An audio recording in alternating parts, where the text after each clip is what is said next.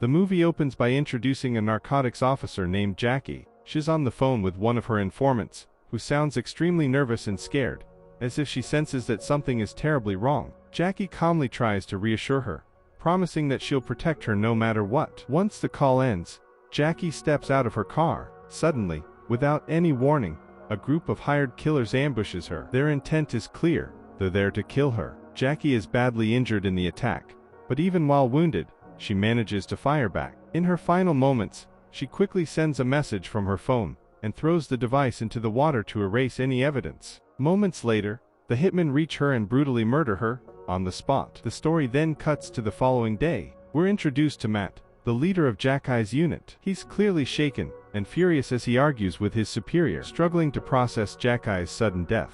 His boss informs him that a special FBI task force has been assigned to the case and is now questioning everyone connected to the unit. The FBI believes Jackie's murder may have been an inside job, suspecting that someone from her own team may have betrayed her. Soon after, FBI agent Scott begins interrogating the officers. The team includes Denny, a female officer, and Mike, another member of the unit. Both speak highly of Jackie, describing her as a good person and admitting that her death has deeply affected them. Scott then turns his attention to Ben. Ben claims he has no idea why Jackie would have been targeted. However, Scott already knows that Ben and Jackie were romantically involved. Ben explains that he had been spending almost every night with her during the past week. Scott presses him aggressively about their relationship, and the interrogation quickly escalates into a physical confrontation. Other officers rush in and separate them before things get worse. Later, Matt's boss questions why Scott and Ben are constantly clashing. Matt explains that the two men are brothers, and that their long-standing rivalry is the reason their interactions always turn hostile. Not long after, Ben storms into the restroom, overwhelmed by anger and grief. Matt follows him inside, and it becomes clear that Ben harbors deep resentment toward his brother. Both men are still struggling to cope with Jackie's death and are determined to find whoever was responsible. Meanwhile, the FBI remains convinced that someone within the unit betrayed her. Matt tells Ben that even their own boss seems to be in the dark about what really happened. Shortly afterward, Ben rejoins the rest of the team, cracking jokes and making casual conversation to hide what he's feeling inside. At the same time, Matt is shown holding Jackie's final message. In it, she warned him about a house rumored to be filled with cash. At this point, the audience doesn't yet realize how important this message truly is. Around this time, Officer Kyle arrives with his team. Kyle's unit specializes in taking down major criminal organizations, and they've worked closely with Ben's crew in the past. Together, they've successfully dismantled several large mafia operations. Matt joins them and reveals that they've received a solid tip about a house that needs to be raided. With that information, both teams move forward with the operation. Before entering the property, Matt deliberately gives each officer a different estimate of how much money they might find inside. He tells Mike to expect around $500,000. When Ben asks, Matt suggests the amount could be closer to $3 million. And when Tabitha asks, Matt downplays it even further, estimating roughly $75,000. The team arrives at the house and encounters a woman named Sasha. She has a strong presence, which immediately raises suspicion, as houses like this are often connected to cartel money. Matt informs her that they have a warrant, and the team moves inside. They deploy their canine unit, which quickly alerts them to something hidden upstairs. Matt questions Sasha about the money, but she insists she has no idea what he's talking about. Matt and Ben head upstairs, where they discover several large drums hidden out of sight. They confront Sasha again and demand the truth. She explains that she lived there with her grandmother, and had only returned to arrange medical treatment. Her grandmother passed away 3 months earlier, and Sasha insists she knows nothing about any hidden cash. Matt remains unconvinced, believing she's holding something back. Matt and Ben explain that nearly every house in the area is owned by the mafia, which is why they were confident they'd find money there. From Sasha's perspective, the two officers now appear corrupt. She notices the unusual tattoos on Matt's hands, and asks what they mean. Matt explains that one represents a question, and the other represents an answer. When Matt and Ben open one of the drums, they're stunned. Each drum contains approximately $1.4 million in cash. There are 14 drums in total, meaning the stash is worth nearly $20 million. Matt admits that this is the biggest seizure of his entire career. According to procedure, any money recovered during a raid must be counted on site. He orders everyone to hand over their phones. The team protests, but eventually they comply. Matt brings all the drums downstairs. He assigns Denny and Tabitha to count the cash while instructing Mike to stay outside and stand guard. Ben points out that it's already late, and that having this much money on hand makes the situation extremely dangerous. He suggests they leave immediately. Matt refuses, insisting that protocol must be followed, and the money has to be counted and documented first. He also makes it clear that their boss is not to be informed yet. Ben mentions that Jackie had told him she was expecting a major tip, and that this could be exactly what she meant. Matt responds coldly, saying that it doesn't matter. Matt insists that securing the scene comes first. Suddenly, Mike warns everyone that police vehicles have arrived outside. Ben and Mike step out and are questioned by the officers about why they're there. They explain that they're conducting a raid, but the officers claim they were never notified. Ben and Mike quickly realize something is wrong when they recognize the cops as low-ranking officers, including one who is currently suspended. Sensing immediate danger, they rush back inside. They know that if those officers find out about the money, the situation will turn violent fast. The team prepares for the worst. Everyone is ordered to arm themselves and put on bulletproof vests. Sasha is tied up, furious and helpless. Outside, Mike secretly pulls out a second phone and messages his chief, telling him they've struck gold but warning that everything is about to spiral out of control. Inside the house, Matt resumes questioning Sasha, pushing her harder than before. This time, she finally breaks. She explains that two men had come to the house earlier and left the money behind. They told her that if anyone showed up, she should let them take as much cash as they wanted because the money meant nothing to them. As she talks, Sasha notices a photo on Matt's phone and asks who the child is. Matt tells her it's his son. Matt and Ben run a background check on Sasha but find no serious criminal history connected to her. Suddenly, a phone starts ringing. Ben answers it. The voice on the other end warns him to take whatever money he wants and leave immediately, saying his life isn't worth risking over $500,000. Furious, Ben drags Matt into a separate room. He points out that Matt initially claimed there would be $3 million inside the house, but the caller mentioned only $500,000. In that moment, Ben realizes Matt has been hiding something. Matt refuses to explain, but Ben becomes convinced that Matt is playing a much bigger and more dangerous game. Meanwhile, Tabitha and Denny continue counting the money. As the numbers grow, the temptation becomes impossible to ignore. They realize that even taking a small portion could completely change their lives. Outside, Ben calls Kyle and asks him to come provide backup. He even considers calling his brother. Kyle initially refuses, but Ben explains that Matt received a tip, which is why they targeted this house. He tells Kyle they've uncovered an insane amount of cash and that Matt still hasn't informed the chief. Kyle admits that he's desperate to solve Jackie's murder. Ever since his son died of cancer and his wife left him, his life has been falling apart. In the end, he agrees to come help. Inside the house, Sasha notices Matt speaking privately with the two female officers. She realizes he's forming a plan with them to steal all the cash. Outside, Ben meets with Mike, who tells him the entire area feels eerily quiet, with no one around at all. Suddenly, the lights in the house across the street begin flickering on and off. Someone inside starts hurling insults at them using Morse code through the lights. Enraged, Ben moves toward the house to confront whoever is inside, while Mike heads back into the house to find Matt. Sasha overhears Matt talking on the phone. Matt calls the chief and reports that the raid only turned up $500,000, and that they're heading back. At that moment, Mike walks in.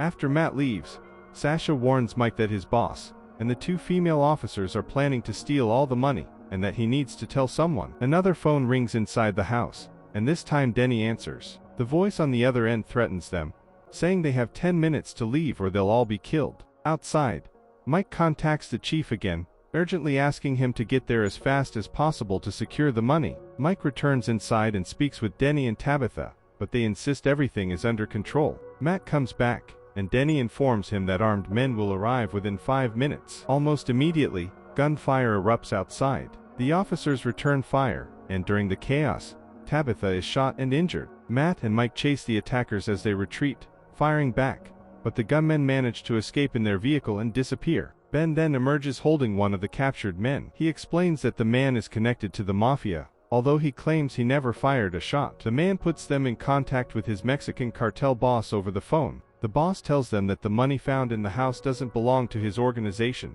and that they don't care about it. He explains that since Jackie's death, law enforcement has been watching them closely, but his people weren't responsible for killing her. According to him, the real killer is likely someone from within their own unit. He also makes it clear that he didn't send anyone to attack them because he doesn't want to escalate things by targeting cops. Matt and Ben are left stunned. They return inside, and Matt tells the team that the money doesn't belong to the mafia, meaning no one is coming to reclaim it. Denny immediately suggests they keep it. She proposes reporting only the amount Matt already told the chief and splitting the rest among themselves. This sends Ben into a rage. He accuses Matt of working with the gunman outside and orchestrating the entire operation to steal the money. Matt fires back, accusing Ben of being the traitor since he was outside talking to a mafia contact. Ben responds that even the cartel boss confirmed Jackie wasn't killed by them, and that someone from their own team was responsible. He directly accuses Matt of murdering Jackie. Matt denies it, and the argument explodes into a violent fight, until Mike steps in and forces them apart. Matt orders everyone to pack up the money and get ready to leave. Mike goes into the bathroom and realizes his phone may have fallen outside earlier. Meanwhile, Ben calls Kyle again and demands that he come immediately. Kyle agrees, but also explains that their vehicle's tires have been slashed, meaning he'll need to bring a truck. Mike asks Sasha for her phone, only to discover that Matt has it. Mike notices candles placed around the house and deliberately starts a fire. Inside, he helps Denny and Tabitha pack the cash into bags. He gives them a specific number and tells them to report only that figure to the other officers. Before long, the entire house is engulfed in flames. The three of them carry the bags outside just as Kyle arrives with his truck, and the money is quickly loaded inside. Mike tells Denny and Tabitha to take Sasha to the police station. Kyle then drives off with the truck while Mike stays behind. As they split up, everyone keeps their weapons ready. Matt tries to call the chief again, but Mike tells him that Matt had given the chief the wrong number earlier. At this point, Matt begins to suspect that Mike may be the real traitor. Sasha had overheard Mike talking to the chief earlier, and Mike had even pretended to make a fake call in front of her. He had also subtly signaled the two women, suggesting a plan to steal the money, knowing Sasha would warn Matt, which would then trigger a larger response. Mike insists that he isn't a traitor, and claims he has no accomplices. Matt then reveals his trap. He explains that he deliberately gave each team member a different estimate of how much money was in the house, and only Mike was told the amount of $500,000. That exact number was later used in the threatening phone call to Ben. Mike argues that his phone was with Matt at the time, so there was no way he could have made the call. Ben then pulls out Mike's second phone, which he had taken during their earlier scuffle. At that moment, it becomes clear that Mike used that phone to contact the gunmen and arrange the attack. Mike tries to defend himself, claiming that Jackie had sent him a message the night before about the money. He says he gave everyone different numbers to expose the real traitor, and that the threat using his number proves his innocence. When they demand to know who his boss is, Mike refuses to answer. They then turn their attention to Kyle and ask why he came alone instead of bringing his team. Kyle casually says his unit had already gone home. Matt and Ben immediately accuse Kyle of being Mike's partner. Kyle starts laughing. To confirm their suspicions, they force Mike to call his chief. As the phone begins to ring, Kyle's expression changes, revealing everything. At the exact same moment, Kyle's own phone starts ringing. Instantly, Matt and Ben understand the truth.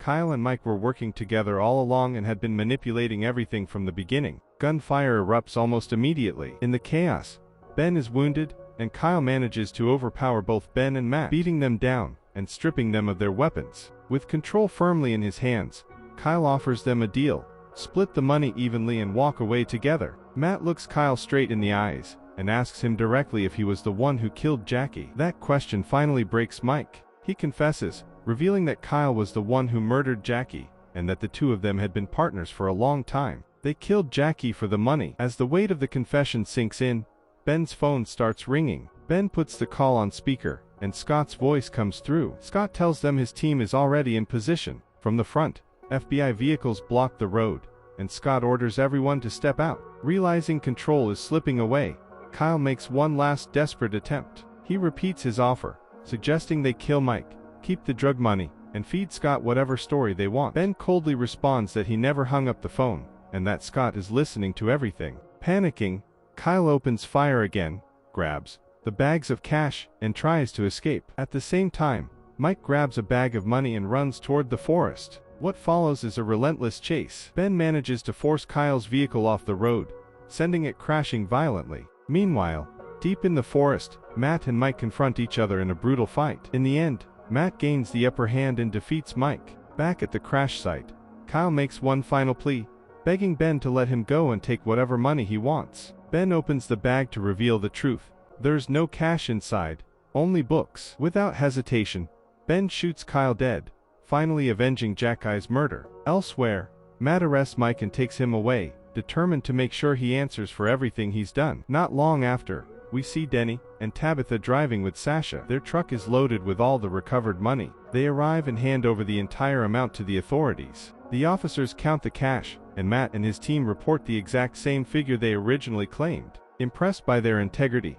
the officers praise Matt and his unit. Then, something unexpected happens. Sasha is given 20% of the recovered money. It's revealed that she was actually Jackie's informant, the same woman Jackie was speaking to at the very beginning of the film. After her grandmother's death, this money will help her survive. Knowing this, the entire team feels relieved and genuinely at peace. Denny and Tabitha head home, finally able to breathe again. Ben meets with Scott and thanks him for his help. For the first time in a long while, the two brothers feel good working together again. Sasha also thanks Matt. Matt already knows she'll tell the truth about Mike because she's a good person. He had realized long ago that she was Jackie's informant. Sasha is heartbroken over Jackie's death and admits she had no idea Jackie had been killed. Matt then explains the meaning of his tattoos. One represents a question, "Are you a good cop?" The other represents the answer, "Yes." He reveals that his son asked him that question before he died, and Matt had promised that he was a good cop. That promise is what the tattoos stand for. Sasha and Matt go their separate ways, and Matt advises her to stay out of trouble and live an honest life. As morning arrives, Matt and Ben sit together with drinks in their hands, quietly watching the sunrise. With that calm, reflective moment, the film comes to an end.